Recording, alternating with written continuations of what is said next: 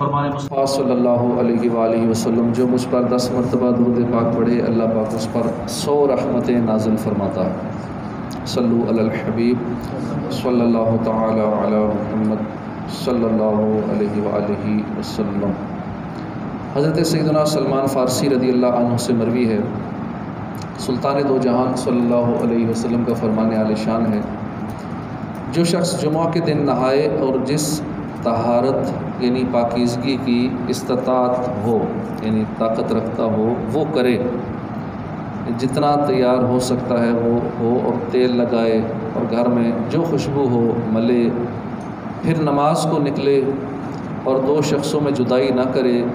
یعنی 2 شخص بیٹھے ہوئے ہوں انہیں ہٹا کر بیچ میں نہ بیٹھے، اور جو نماز اس کے لیے لکھی گئی ہے پڑھے، اور امام جب خطبہ پڑھے تو چپ رہے، اس کے لیے ان گناہوں کی جو اس جمعہ اور دوسرے جمعہ کے درمیان ہیں مغفرت ہو جائے گی۔ اے عاشقان صحابہ و اہل بیت ابھی جو حدیث پاک آپ نے سنی، اس کے راوی ہیں یعنی بیان کرنے والے حضور کے غلام، حضور کے عظمت والے صحابی حضرت سیدنا سلمان فارسی رضی اللہ عنہ ہیں۔ صحابہ کرام سے پیارے نبی صلی اللہ علیہ وسلم اپنی محبت کا اظہار اس فرمان عالی شان سے کرتے ہیں کہ جو مجھ سے محبت کرتا ہے اس سے چاہیے کہ وہ میرے صحابہ سے محبت کرے۔ آپ کی کنیت ابو عبداللہ، حضرت سلمان فارسی کی کنیت ابو عبداللہ ہے، آپ حضور صلی اللہ علیہ وسلم کے آزاد کردہ ہیں، آپ فارسی النسل ہیں، فارس کے شہر اصفہان کے علاقے کے رہنے والے تھے، تلاش دین میں دیس چھوڑ کر پردیسی بنے، پہلے عیسائی بنے، ان کی کتابیں پڑھیں، بہت مصیبتیں جھیلیں، حتیٰ کہ انہیں بعض عربیوں نے غلام بنا لیا اور یہود کے ہاتھ فروخت کر دیا، ان کے آقا نے انہیں مکاتب کر دیا، حضور نے ان کا مال مکاتب یعنی آزادی کے لیے طے شدہ مال ادا کر کے آزاد کر دیا۔ آپ 10 سے زیادہ آقاؤں کے پاس پہنچے، حتیٰ کہ حضور صلی اللہ علیہ وسلم تک پہنچ گئے۔ مکاتب اس غلام کو کہتے ہیں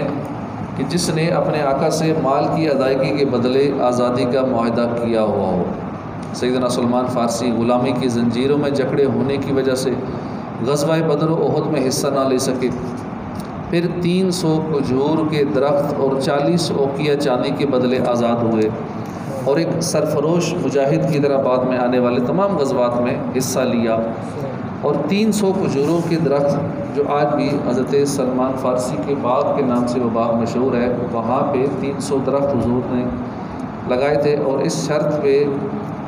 معاہدہ یہ ہوا تھا کہ ان کو آزاد کیا جائے گا جو ان کا آقا تھا کافر،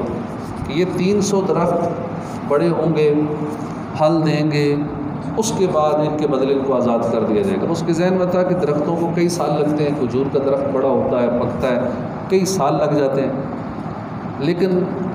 وہ درخت ایک رات میں ہی بڑے ہو گئے اور پھل دینے لگے، سبحان اللہ۔ اور سلمان فارسی رضی اللہ عنہ کو پھر آزاد کر دیا گیا۔ سرور کونین صلی اللہ علیہ وسلم سے سیدنا سلمان فارسی کو والہانہ محبت تھی، اپنے وقت کا زیادہ تر حصہ دربار رسالت میں گزارتے، فیضان مصطفیٰ سے مالا مال ہوتے، اس کے بدلے میں بارگاہ رسالت سے سلمان و منا اہل البیت یعنی سلمان ہمارے اہل بیت سے ہیں جیسی خوشخبری سننے کی سعادت پائی۔ ایک اور مقام پر اس عظیم بشارت سے سرفراز ہوئے کہ جنت سلمان فارسی کی مشتاق ہے۔ رسول اکرم صلی اللہ علیہ وسلم کی وفات ظاہری کے بعد سیدنا سلمان فارسی نے ایک عرصہ تک مدینہ شریف میں قیام فرمایا، پھر عہد فاروقی میں عراق میں رہائش اختیار کر لی۔ کچھ عرصے کے بعد سیدنا فاروق اعظم نے آپ کو مدائن کا گورنر مقرر کر دیا۔ گورنر کے اہم اور بڑے عہدے پر فائز ہونے کے باوجود آپ نے بڑی سادگی سے زندگی گزاری۔ ایک دن مدائن کے بازار میں جا رہے تھے کہ ایک ناواقف شخص نے آپ کو مزدور سمجھ کر اپنا سامان اٹھانے کے لیے کہا، آپ نے چپ چاپ اس کا سامان اٹھایا، اس کے پیچھے چلنے لگے، حالانکہ اسی علاقے کے گورنر ہیں اور ایک مزدور کا کام کر رہے ہیں۔ ایسی سادگی تھی۔ لوگوں نے جب دیکھا کہ صحابی رسول اس کے پیچھے سامان اٹھا کے جا رہے ہیں، یہاں کے گورنر، تو کہا اے صحابی رسول آپ نے یہ بوجھ کیوں اٹھا رکھا ہے،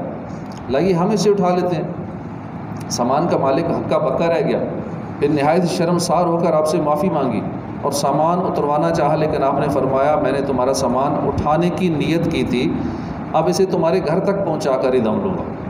سیدنا سلمان فارسی راہ خدا میں مال خرچ کرنا خوب پسند کرتے، چنانچہ بطور تنخواہ 4 یا 5 ہزار درہم ملتے، لیکن پوری تنخواہ مساکین میں تقسیم فرما دیتے۔ خود کھجور کے پتوں سے ٹوکریاں بنا کر چند درہم کماتے اور اسی پر اپنا گزر بسر کرتے تھے۔ اللہ رب العزت کی ان پر رحمت ہو، ان کے صدقے ہماری بے حساب مغفرت ہو، ہمیں عزت عنایت ہو، کبھی بھی خار مت کرنا، خدا سلمان کا صدقہ ہماری مغفرت کرنا، آمین بجاہ نبی الامین صلی اللہ علیہ وسلم۔ الحمدللہ۔